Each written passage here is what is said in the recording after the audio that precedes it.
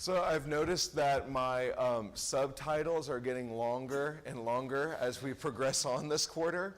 We're getting to a point to where I think we're understanding, the outline of the class. We're going to do biblical pattern, one class. Then we're going to do the history, another class.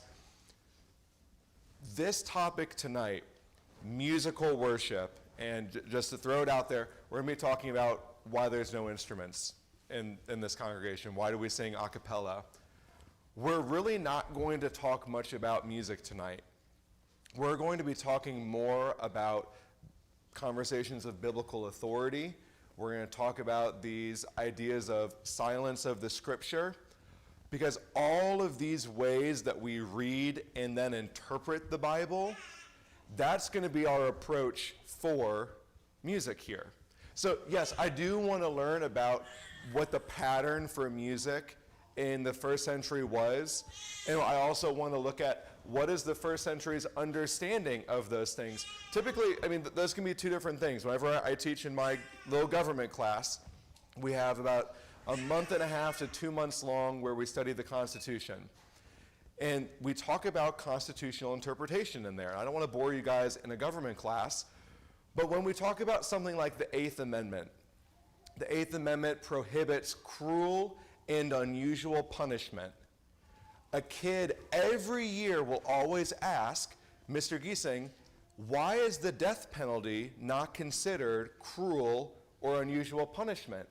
And we can talk about examples where the death penalty has been gruesome and weird, right? We could call it cruel or unusual. And I always have to go back to this. Why is the death penalty allowed under the Eighth Amendment? Because the people who wrote the Bill of Rights also practiced the death penalty. They didn't see a contradiction there. The men who wrote the Constitution and who wrote the Bill of Rights, their original understanding is that the death penalty is neither cruel nor unusual. And so I want to have that conversation tonight with music. We have certain commands with music, but a lot of this conversation, there's just not much talked about it. So what do we do there? What do we do in the gap? What do we do in the silence? That's going to be our conversation for tonight. Here's our little outline. What does the New Testament say about worship? We'll look at those different passages. Some of them will sound familiar to us, and then some of them will just be kind of little snippets. What does the New Testament not say about worship? And is that even the correct question to be asking? What does the Bible not say about this? And then we're going to look into 4 common arguments that are used in this conversation, in this topic, from individuals who say, no, having instruments is totally fine. We're going to look at 4, I guess you could say, points of opposition, and that will be at the very end. I obviously I have to talk about how passionate I am about this topic. I need to sell myself out a little bit. This is, from all the church history that we've studied, the easiest to prove historically. The easiest. We talked about Ignatius of Antioch really early on, and he was the one who said, we need to have a bishop, we need to have an archbishop, we need to have a cardinal. Remember, he was changing the order and the structure. He was doing that in like the 150s. And so we see that the church structure of leadership was challenged very, very quickly in the Christian history terms. But we introduced instruments into the church like 300 years ago. You want to go back into medieval Europe, you want to go back into the Renaissance, you will not find instruments in the church. And so the history lesson next class, I think, is really going to be hopefully encouraging to us, as this whole class should be. The history is on our side. The history is on our side. But more importantly than the history, we need to talk about what the Bible says and what it doesn't say, because that needs to be on our side first, right? You could have a great historical lesson, but we need to start here with the Bible. Any comments or questions about where we're going before we dive in? I'll start with these three just quick quotes to get us going. In a book called The History of Music, Volume 1, they say, quote, "There can be no doubt that originally the music of the divine service was everywhere and entirely of a vocal nature. The Wycliffe Bible Dictionary says this: there is no record in the New Testament of the use of instruments in musical worship within the Christian church." And even the Catholic Encyclopedia reads, quote, "The first Christians were," I love how they word this, "the first Christians were too spiritual a fiber to substitute lifeless instruments for, of, or to the use of an accompany of the human voice." We're clear across the board here historically, but what are we going to do about what the Bible does not say? This is where we're going to spend the majority of our time. We try to look at questions, right, to start us off. Why do we worship like that? For those who maybe are unfamiliar with how we worship, you were not raised in an environment like this, music is probably high up there with the quote-unquote weird things that we do. It's weird. It's different. I know friends of denominations, Baptist, Pentecostal, whatever, and they have elders in their church. Okay, so like elders, that's not like that weird of a thing. Most people are going to say like pastor, but like I know some other people with elders or certain things with church finances. I know other congregations that might set up their finances in a certain way. And I know people who we do not worship with, who I would not call a brother, who are very anti-creed. And they would never write a creed or force you to recite a creed before baptism. Okay, we're on the same page there.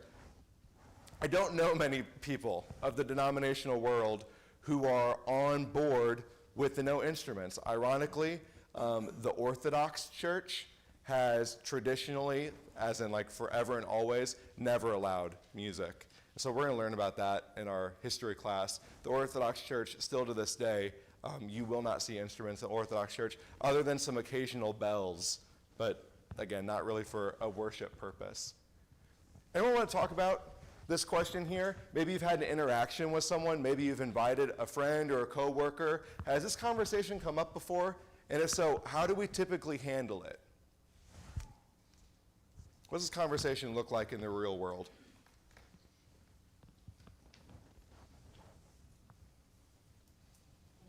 I'm not sure what you're asking for, but I can tell you how I've handled it. I think, be upfront and say I think there are better ways of handling it. Shut up, I don't want to talk to you. No, that's not true. Yeah. I say Ephesians 5:19 says sing and make melody in your heart. Mm-hmm. And Colossians 3:16 to 17 says about the same thing. So I can find authority for singing, and I can't find a verse like that for playing. Okay. That's how I handle it. Yeah, definitely. So we have a direct command to sing. It's not really much more to a conversation. So what are we going to do? We're going to sing. Awesome. Michael? I always go to, one of my favorite things to go to is the 2 Chronicles 29. When they're sacrificing, they play the instruments during the sacrifice. Mm-hmm. And then after the sacrifice is done, they sing and they worship God without the instruments. And so I always go to that and say, Jesus was our sacrifice. We don't do it anymore because our sacrifice is made. And now we sing and we worship God with our hearts. Yeah, that specific example of, well, what do you mean I can't worship with instruments now? Weren't they commanded elsewhere in the Bible? And actually, your example about sacrifices, we're actually going to touch on that, so I appreciate you bringing that up. But maybe we can look to a grander idea of God's plan, of instruments were a part of, you could say, the shadow or the type of worship. But we're Christians now. We're worshiping in the perfected way, and we do that without instruments. Anyone else want to share? Maybe a personal story you've had this conversation with friends or family members? I had this conversation literally all the time. It's something that I'm passionate about. Again, it's something that I think the history undoubtedly proves. But I grew up in a congregation where I literally played the organ. Like, that was my job. Whenever I was 13, 14, 15 years old, I sang in the choir. It was high church. It was ecclesiastical. And I remember the first time I did it, Easter Sunday, and you quite literally pull out all the stops on the organ, and you have this big booming sound. I grew up loving that. And so now I start worshiping here, and the conversation is, so you're telling me whenever you worship like that before, that wasn't worship? The conversation gets a little heavier there, rather than, oh yeah, we don't do that here, but like, we're just kind of going to do our own thing. We get into some pretty serious conversations when individuals start saying, are you telling me that I'm not worshiping God? We need to be able to have an argument for that. And that's where we're going, this class period. Yes? First of all, thank you for sharing that. That's a right down home example of why it's important to talk about this and understand the framework for Bible authority. Another thing that came to mind in my conversations I've had come up more than once when I've brought up Ephesians 5:19, Colossians 3:16 and 17.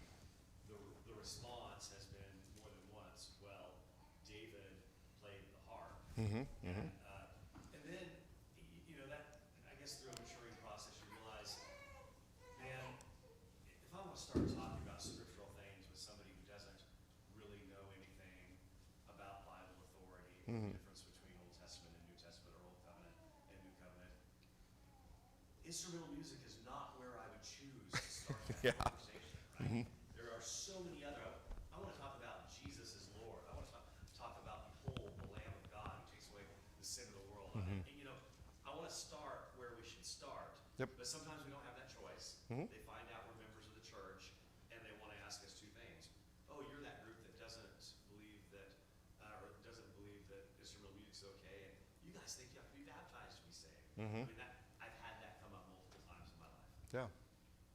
Yes? I think another way to look at it is when you look at Ephesians 4, it talks about the unity of the church in the different aspects of it. And when you combine that with passages in the Bible that talks about God not being the author of confusion. Yes. So if you're going to worship in a certain way today, let alone think about somebody else in another island, would they be able to mimic what's in the Bible? And all of you be united in the way that they worship God. Yeah. And I think when you come to that argument, you're able to see the unity that's in for the kingdom of God in the way we worship God. Yeah, very well said. Thank you. Okay, let's read the commands. Let's just start there. Let's start with what do we have commanded, taught to us. We'll do these 5 different passages. We'll go quick. Yes, we're not going to read the full context of them, but you will not find entire chapters dedicated to this topic that we're discussing right now. And I almost think that that's a point in itself to where when we're familiar with the Old Testament and we're familiar with the Old Law, there are chapters upon chapters of description of how to do it with this type of instrument. This person is the one allowed to do it. And we look to the New Testament, we're like, oh, where are those chapters? Where's the Leviticus-style writing for a cappella music? But it's not there. This is what we have instead. Could I have someone do 1 Corinthians 14:15, please? And then we're just going to pause a little bit for comments and then get rolling on to the next one. Someone please, 1 Corinthians 14:15. What is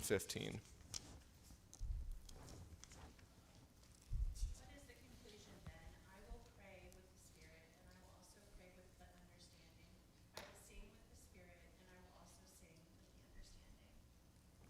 So we had 2 common aspects of Christian life, prayer and singing. Both of them are included. Both of them need to be a part of the Christian walk.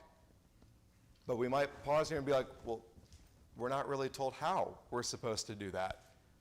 And that's difficult for me. That's confusing for me. I want to see all of these different ways of, you're going to do it this way, according to this manner, according to this likeness. But we're just going to pray, and we're just going to sing. What comments do we have here? 1 Corinthians 14:15.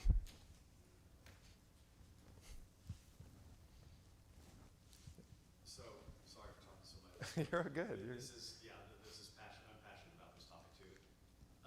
So I've had it come up, that, seeing means solo, and yes. But with that in mind, the Greek word solo is what's translated as seeing in both Ephesians and Colossians. With that in mind, it's also the word that's used here in 1 Corinthians 14 and 15. So I think my point is probably a little bit parallel to the point that's already been made. But if this truly was, if solo includes playing or means to pluck the strings of an instrument, play an instrument, then 1 Corinthians 14 and 15 says not only do we need to be playing, but we need to be playing with understanding. So, in other words, it would denote a certain level of accomplishment, Yeah. I think, in playing that instrument. And I don't know of any religious organization or group in Christendom where everybody interprets that and follows that command to its logical extension. Yeah. That's what that would mean. That not only, like, we could all sing, we could all, follow the command to sing and sing with understanding, pay attention to the words and understand what we're singing. But can we all play with understanding? Yeah. And I don't know of any religious group that's truly doing that. So they need to bear the horns of their dilemma, is a different expression. That's the horns of their dilemma. If they really believe that solo means to pluck the strings of an instrument, well, giddy up. You need to do it well, and everybody needs to be doing it. There's almost going to be an identical point made when people say, well, what about the harps in Revelation? And I'll say, okay, we all need gold harps then. If we're going to go to that, let's go to that. The point that I have here at this particular passage, and this is really all I want to draw us to with this one, we worship in a spiritual nature. That is how we worship. We worship in a spiritual nature. It is not just the conclusion of point of the law. We are praying and we are singing as New Testament spiritual beings. Our worship is spiritual. Our worship is spiritual. Let's just go to the Colossians passage. I have bias for that one over the Ephesians. We don't have to get into that, but if we could have Colossians, please. This will be one that's probably the most familiar to us. Colossians 3:16, please. Let the word of Christ dwell in you richly, teaching and admonishing one another in all wisdom, singing psalms and hymns and spiritual songs with thankfulness in your hearts to God. Awesome, thank you. Okay, so we're adding to the commandment. We're adding to what is now added to our responsibility with this verse. So Paul told us earlier, we're going to sing, and we're going to sing in a spiritual manner. What else can we add to our conversation now with this verse? Your heart's a part of it. Adds into that spiritual language. What else?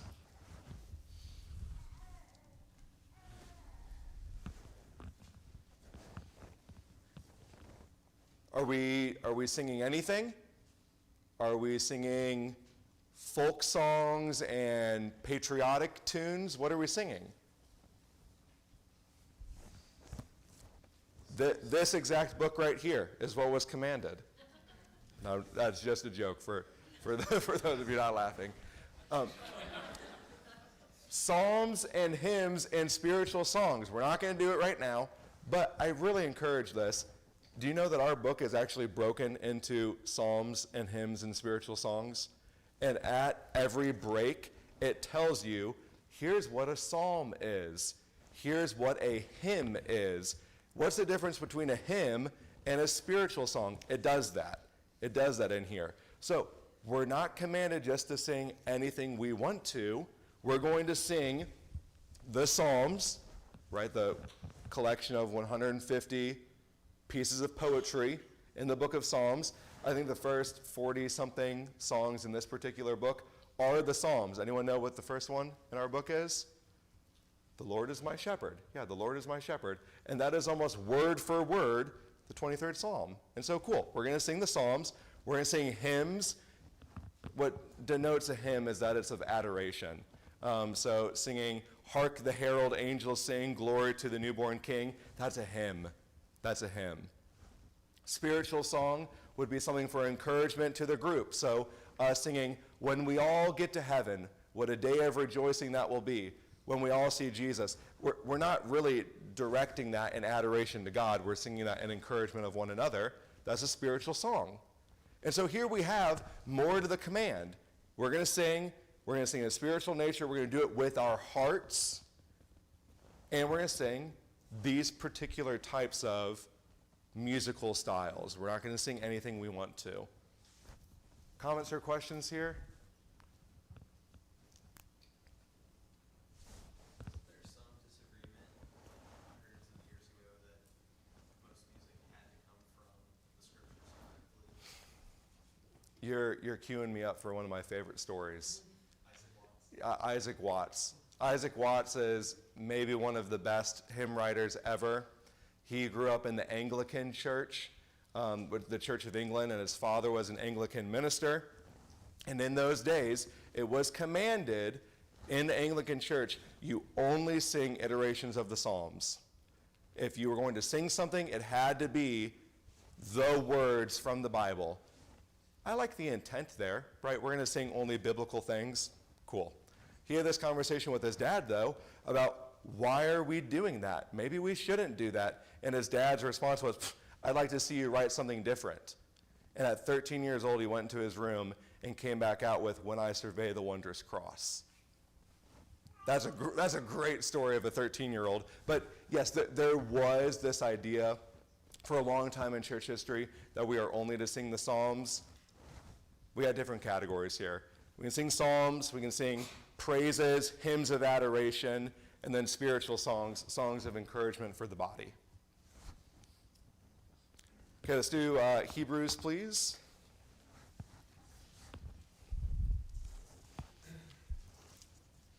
And we'll ask the same question. What are we adding? What are we adding on to our commands about music? 2:12. saying, "I will tell of your name to my brothers.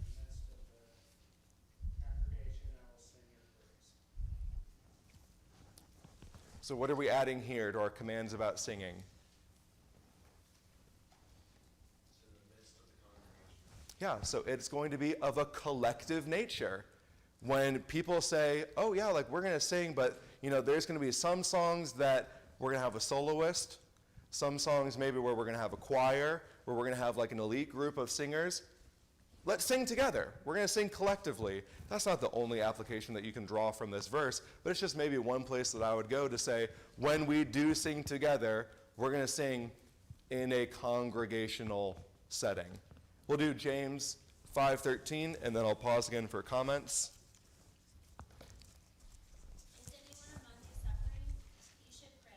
Is anyone cheerful? You should sing praises. What can we add here? Add to our commands about singing.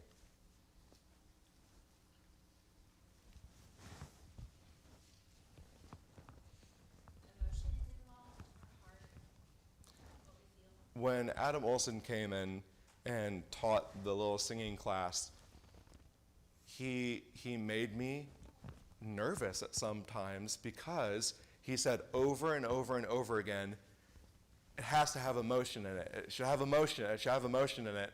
And I just have red flags go off because I want to be like, no, that it needs to be proper, and I can't be overly excited or all these things. Music throughout the Bible, Old Testament, New Testament, has always been driven by emotion. You want to read Exodus 15 and read the Song of Moses and read, "The Lord has delivered me. He has crushed their chariots and their horses." No, it was in response to a great thing. And here, even in the New Testament, James is saying, out of joy, we should sing together. Out of joy, we should give praises. There's an emotional attachment there. Can we go ahead and do I'm sorry. I said that I'd pause for comments. Let's pause. Pause for comments. I know that some of this is kind of like Bible class, Bible school type things of, this is how we sing. We're supposed to sing like this, not like that. But anything we could add? I can comment. Yeah. over the years matter of fact, I was talking to someone this week about Jesus. He said, my yoke is easy, my burden is light. Mm-hmm. And I use the simplicity of worship in the congregation. When I talk, it's just a simple form of worship. It's simple, it's easy. Yeah. That's how I kind of deal with people and ask them. Yeah. I bring it down to the simplicity of it. Yeah. And how consistent is that with the rest of our Christian worship? We don't have these certain obligatory things that, well, on this day of the year, we're going to do this. And on these days, we fast. And no, we worship in the way that we live our lives. There's a simplicity to it. In the way that we partake of the Lord's Supper, there's a simplicity to it. Name a more humble meal. Or in the way that we sing, in the way that we worship. There's a collective nature that is lowering the bar for entry. Lowering the bar for entry. What do you have to do whenever you come? Let's make melody with our heart. Let's sing together. That's a low bar for entry, and I love that. That's a great point. Okay, we'll look at our example in Acts 16. And then we'll get on to really the meat of our conversation for the next 10-ish so minutes. Acts 16, please. Verse 25. Here's our example. Other places where we can go, but here's just one. But at midnight, Paul and Silas were praying and singing hymns to God, and the prisoners were listening to them. We could read through the whole story. Paul and Silas in jail, they're singing. The reason why we turn here is we say, this was a daily part of Christian life. And this is where, if we had more time, I could go into a little bit of a soapbox and say, our command to sing to the Lord is not exclusive for the congregational setting. We need to be doing this outside of the congregation. It needs to be a part of our daily life. For them to say, oh man, like I would really feel comforted if we could sing a hymn right now. No. We're not with the assembly. We do that together. It breaks down when it says, why do we worship like this? Well, it's uncomfortable. It's maybe a little awkward. I'm not a great singer. But when 150 other people are singing, yeah, I can do that. Okay, well, we need to break past the awkwardness even more and be like, can we do this at bedtime? Can we do this when so-and-so came home from a really hard day of work? Is there a song that comes to mind? Let's sing it. Let's do it. Let's be comfortable with our a cappella singing, because Paul was comfortable. Silas was comfortable doing it, and it led to great things. Any comments here with our example? Okay, here's the meat of our conversation. Here's like the bum, bum, bum. God didn't say that I couldn't use instruments. This is where we're going to dwell. Yes, I see you, Ryan. I see the commands for singing. I understand it needs to be of a spiritual nature. I know the types of things we're singing, psalms, hymns, and spiritual songs. I know it's in the congregation, but it's also privately. I understand all of those things. But God said nothing about my inclusion of instruments. Is this exclusive to music, the idea of the permissive or the prohibitive? There is a sermon preached not too long ago about it, so we're going to review kind of what these two viewpoints are. And what I want us to think about is this conversation of God's silence. How does that play into every other topic in church history that we've learned about? Because silence is going to be brought up in creeds. He didn't say I couldn't write a creed. With leadership, yeah, I know we should have elders and deacons. He doesn't say that we couldn't have a bishop. It is in every single congregation, in every single conversation here. This is a good summary of what these two viewpoints are. Simply put, most religious divisions arise not from what the Bible does say, but from out of what the Bible does not say. You're not going to find a whole lot of people debating with you about whether or not the Bible commands us to sing. That's not where the division's going to be. The division's not going to be over singing. The division is going to be over singing alone, singing, and that's it. This is the result of two radically different attitudes towards the area of God's silence. If you guys are doing your private reading or your little Googling at home, the topic here is silence of the scriptures, God's silence. Here are the two views. One position is that silence is permissive and that we are free to do whatever we desire if God has not specifically condemned something. You must sing and must not use instruments. The second position is that silence is prohibitive and that we are to do what God did say. And this is where our division is going to fall. When we see an area of silence, well, he didn't say that I can't use a piano. He didn't say that I can't use these different things. Does that open up the freedom for me then to step there? I'm going to intentionally pause comments here because I want us to do an example first. Old Testament example of the same principle, then I'll open up discussion. Let's go ahead and turn to Exodus, please. Let's look at the book of Exodus. Chapter 17.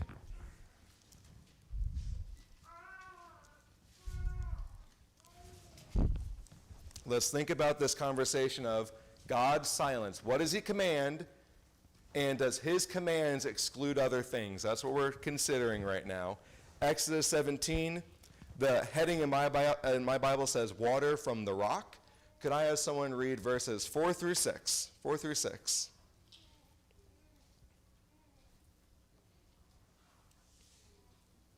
So Moses cried to the Lord, "What shall I do with this people? They are almost ready to stone me." And the Lord said to Moses, "Pass on before the people, taking with you some of the elders of Israel, and take in your hand the staff with which you struck the Nile, and go. Behold, I will stand before you there on the rock at Horeb, and you shall strike the rock, and water shall come out of it, and the people will drink." And Moses did so in the sight of the elders of Israel. Awesome, thank you. So what's the command? We'll go quick through this. What's the command to Moses? Strike the rock. Strike the rock, water's going to come. We can read on in the story. It happens. What God said was going to happen, happened. He struck the rock in front of the side of the elders. Water came. Let's continue. Similar stories going on now in Numbers 20. Numbers 20.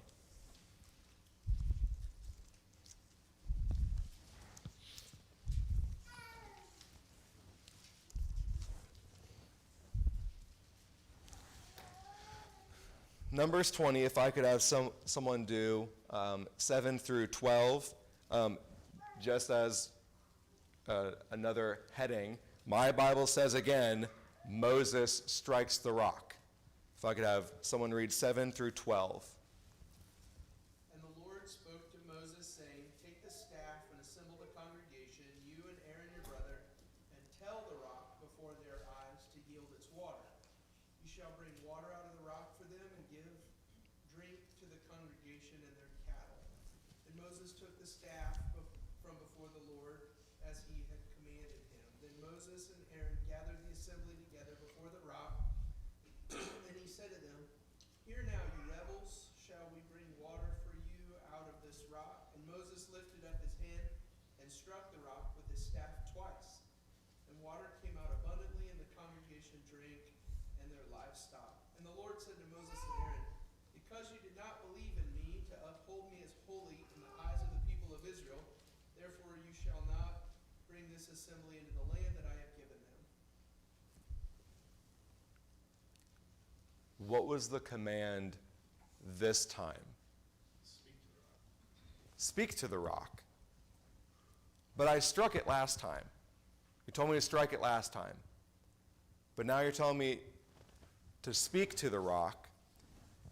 Whenever we have a biblical narrative and there's an emphasis of he not only struck it, but he struck it twice, let's pay attention to that. Let's pay attention to that. What's God's response? Hey, sorry, you didn't hear me correctly. I actually told you to speak to it this time, not to strike the rock. What's God's reply? How does God reply to Moses and Aaron? They won't get to bring the people into the land. You don't get the promised land because of this? But it worked. The water still came. The water still came out. I struck the rock just like before, and God says, not only were you disobedient, you don't acknowledge me as holy. Well, if you don't want to listen to what I say, then clearly I'm not set apart. Clearly I'm not separate. I'm not holy because you didn't listen to what I said. Let's go back to our question now.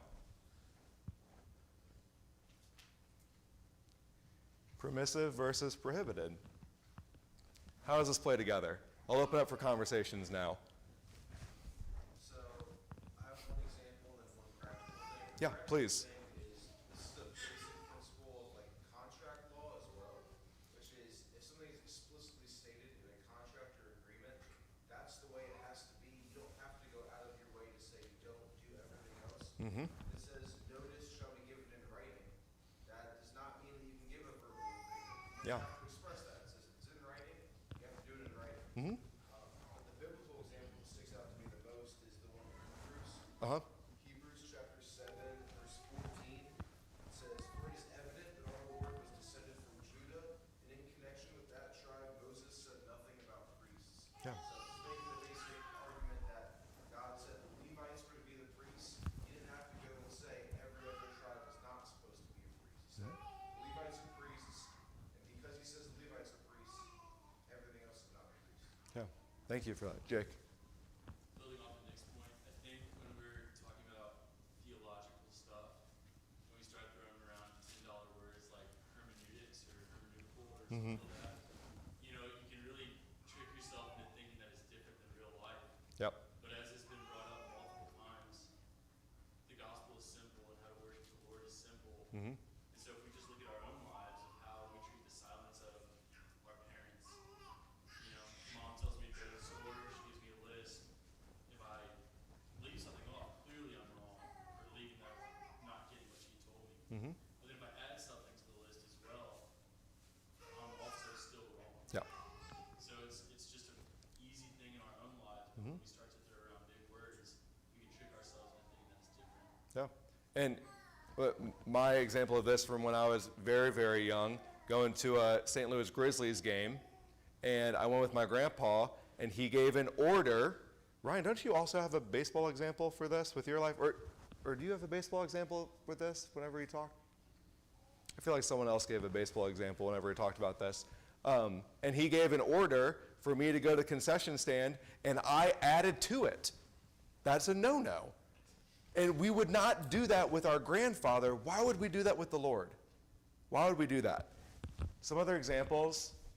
We have to flip here, but we can just talk about them. Nick, there's your Hebrews example.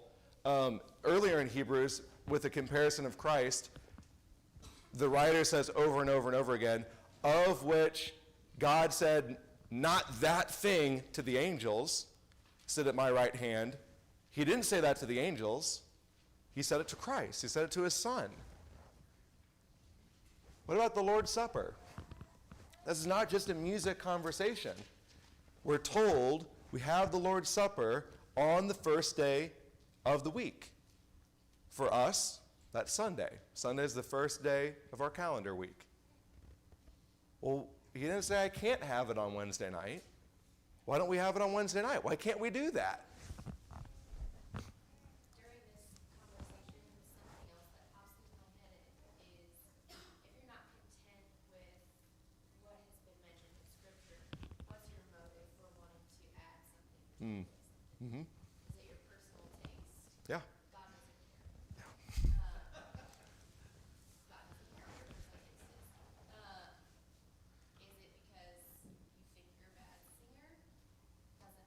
A lot of the motives that people bring up, usually in wanting to add something, are very selfish. Mhm. Well, the music sounds better to us, maybe. Yeah. But Adam?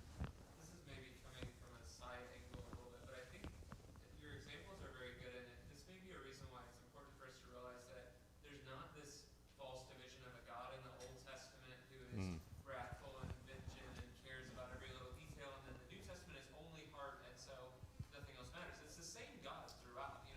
He sets up two different covenants, but it is the same God, and we're right, though we don't take our instruction on command from the Old Testament to take principles of who God is. And similarly, I thought of Nadab and Abihu offering unauthorized fire in the book of Yeah, Leviticus. there we go. It's the same Another idea example. that If this is what I said, then that's the way it needs to be carried out. Yeah. To say that God is no longer a God of expectations in the New Testament, then John saw something completely strange in Revelation where God all of a sudden now does care about standards. Well, the end of the story is a judgment of standards, so he doesn't lose standards during these past 2,000 years. Yes? So one of the things I started looking at when I started making my faith my own was I started asking the question of what does God want? Like, is he this maniacal control freak? Like, why do I gotta jump through all these hoops? But if we look through the entire Bible, every example is God trying to give us an opportunity to put him above us, recognize him as God, and because he's God and creator of reality, what he has put forth is the right way. And our Yep. faith in that glorifies God as God. And I think when we start playing fast and loose with the things that he's given us, the instructions, then instead of it being worship, it's counterproductive. We're not saying God said this, and he is the author of everything. Yeah. And that's why I love having this class towards the end. I mean, we got 2 more class periods after this, because I want us to be thinking about this concept for every other thing we learned about. We learned about money. Well, he doesn't say that I can't spend the money in this way, but he tells you how to spend the money. He doesn't say that I can't organize the leadership structure like this when he gave you a structure. Creeds, we can go into all of these different conversations, but at the end of the day, this is a music talk. This is a music talk. It's about biblical authority, it's about the science of the scripture, but when all we're given is that, my response can't be, well, God left some stuff out. We got to fill it in. No, it's God left stuff out. He told us what to do. So this has everything to do with music. And it's not just some random principle of interpretation. It has everything to do with worship. Next class period, at the very beginning, we're going to hit these 4 different arguments. God didn't prohibit it. What about musical instruments in the Old Testament? What about musical instruments in heaven? And then, I really despise this argument, but this is one of the big ones that you see. What about quality of worship? What about those things? We will start class with those 4 arguments next time. Thank you all.